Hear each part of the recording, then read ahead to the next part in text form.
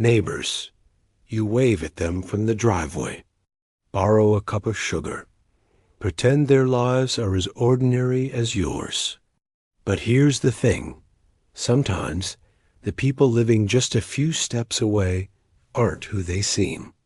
Sometimes the danger isn't a shadow in the woods. It's in the apartment next door. Tonight, we're going to open 5 doors that should have stayed shut. Stories pulled from the edges of the streetlight, where whispers carry through walls and footsteps echo far too close. Stay with me until the end, because the last story, you'll want to check your locks after hearing it. Story 1. The basement light. It was the glow that caught people's attention first. At the far end of Willow Street, where the pavement cracked and weeds pushed through, there was an old house with peeling paint and sagging shutters. An old man lived there. Nobody knew his name. He never spoke more than a nod. No family visits. No packages delivered. Curtains always closed. But every night, every single night, a dim yellow light seeped from the basement window. Faint, weak, like the last breath of a candle. In the early summer, no one cared. Just another eccentric old man in a forgotten house. Then in July, the air changed. It started with a smell. At first, it was so subtle, you almost imagined it. A faint sweetness that didn't belong. But by August, it was undeniable. Heavy, thick, the kind of scent that settled into your throat and stayed there. Neighbors muttered about spoiled food. Maybe in throat and stayed there. Neighbors muttered about spoiled food. Maybe an animal had died under the porch, but no one knocked on the door. One night, the light flickered, not a slow fade, but quick, frantic flashes. Shadows moved across the basement wall, sharp, jerky, wrong. Nothing like the rhythm of human motion. And then, darkness. The smell was gone by morning. So was the old man. Months passed before the city condemned the property. When contractors finally went inside, they found the basement walls lined with shelves. On each shelf, rows of cloudy glass jars, capped tight, filled with yellowed liquid. Inside each, something pale floated weightlessly.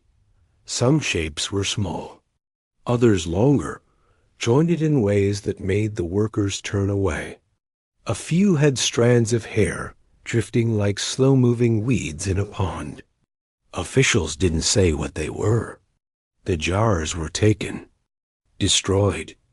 But in late August, when the air is heavy and wet, people on Willow Street swear the smell returns. And if you walk far enough down that cracked pavement, you might see it, a faint yellow light, barely visible from the street, glowing in a basement that shouldn't exist anymore. Story 2. The Locked Room. Mrs. Dalka moved into the neighborhood in 1954. A widow from somewhere in Eastern Europe. Thin. Always wearing the same dark dress, even in summer. She kept to herself, tending to the same flower beds year after year. Red geraniums, lined in perfect rows. The house she bought was one of the oldest on the street. Slanted roof, narrow hallways, and a single upstairs window that no one ever saw open. Behind that window was the locked room. People noticed because whenever she invited anyone inside, which was rare, because whenever she invited anyone inside, which was rare, every door stood open except that one. She'd pass it in the hall without looking at it, like it wasn't there. Kids made up stories, of course. Said she was hiding her dead husband's body. Said she kept the bones of people who crossed her. But kids talk. Then, in the winter of '62, the trouble started. A tenant in the upstairs apartment, a young man named Frank, said he'd hear movement from behind that locked door late at night. Slow dragging sounds, like something heavy being pulled across wood, sometimes whispering, but never words he could understand. One night, just past 2 a.m., Frank was heading down the hall to the bathroom when he saw it, the doorknob of the locked room turning slowly. Not enough to open, just enough to catch the light. By morning, the door was sealed with nails. Mrs. Dalcott told Frank he'd imagined it. 2 weeks later, she collapsed in her garden and never came home from the hospital. The house was sold. The new owners tore up the upstairs carpet and found something strange. Directly in front of the locked room, the wood beneath the carpet was warped, almost rotted. The door itself had been painted shut, and when they finally pried it open, they found the floor inside completely gone, replaced by a pit 4 feet deep, lined in stone. In the center of that pit was a chair, heavy, iron, bolted to the floor. Chains ran from the arms to the walls, each worn smooth from years of use. The air in that room was colder than anywhere else in the house. The pit was filled, the door boarded over. But the owners left within the year. Sometimes, if you walk past that house at night, you can see it, that upstairs window, lit for just a moment, before the light blinks out. Story 3. The garden behind the fence. In the summer of 1931, at the edge of a small southern town, there was a house with the tallest fence on the street. 6 feet high, solid wood. No gaps between the boards. The fence belonged to Mr. Harrow, a quiet man in his 40s who never married. He worked nights at the rail yard, came home before dawn, and was never seen until sunset. Every spring, without fail, his garden bloomed with impossible abundance. Rows of vegetables heavy with color. Flowers so vibrant they seemed to hum in the heat. No one ever saw him tend to it, yet it thrived. Children sometimes tried to peek through the knotholes in the fence, but Harrow would appear instantly, as if pulled from the shadows, telling them to go home. In July, a local boy went missing. 12 years old, last seen riding his bicycle past Harrow Street. The search dragged on for days, then weeks. The river was dredged. Wells were checked. Nothing. By late August, the heat was brutal. Air thick as syrup. That's when neighbors began to notice it. A low, sweet odor, drifting from behind Harrow's fence. Not unpleasant, but strange. Too heavy for flowers. One night, a man named Clifton, who lived 3 doors down, decided to investigate. Under the cover of dark, he propped a ladder against the fence and climbed. The garden was even stranger up close. Plants tangled together in unnatural ways, stems thick as wrists, blossoms yawning wide to reveal pale, fleshy interiors. In the center of it all was a scarecrow, but it wasn't stuffed with straw. The clothes hung over something solid, something shaped like a boy. Clifton froze. Then a sound drifted up from the base of the scarecrow. A wet, slow drip. The moonlight caught the edge of something beneath the fabric. A small hand. Fingers curled slightly, nails rimmed with dirt. By the time Clifton got down the ladder, Harrow was standing there in the dark, a shovel in one hand. He didn't speak. He just smiled. The next morning, Clifton's ladder was gone, and so was Clifton. Police came days later, after a neighbor reported seeing vultures over the fence. They found the garden uprooted, soil churned like a battlefield. At the center was a pit lined with burlap sacks. Inside each sack, something small, wrapped tight. The property was seized. The fence was torn down, but nothing ever grew there again, not even weeds. And yet, in the hottest thing ever grew there again, not even weeds. And yet, in the hottest weeks of summer, when the air feels like it's pressing against your skin, people walking past that empty lot still catch it, that faint, sweet smell. Story 4. The Man in the Attic. In the winter of 1978, the Wilkins family moved into a 2-story colonial on the outskirts of Harrisburg. It was January, the kind of cold that made the air sting inside your nose. The house was drafty, the floors uneven, but it was cheap and big enough for their 3 kids. The attic was unfinished. Just wooden beams, insulation, and dust thick enough to leave trails in. The realtor said no one had used it for decades. On their first night, Mr. Wilkins went up to store boxes and noticed something odd. A single chair placed dead center in the attic, facing the hatch. No footprints in the dust leading to it. No reason for it to be there. The first week passed quietly, except for the noises. Soft, deliberate creaks in the ceiling above the children's bedroom. Always between midnight and 2 a.m. He told himself it was the wood contracting in the cold. Then one morning, Mrs. Wilkins found something at the top of the stairs. A paper cup, half full of water. She asked the kids. None of them claimed it. She asked her husband. He shook his head. 2 days later, it happened again. This time, the water was warm. By February, the noises grew heavier.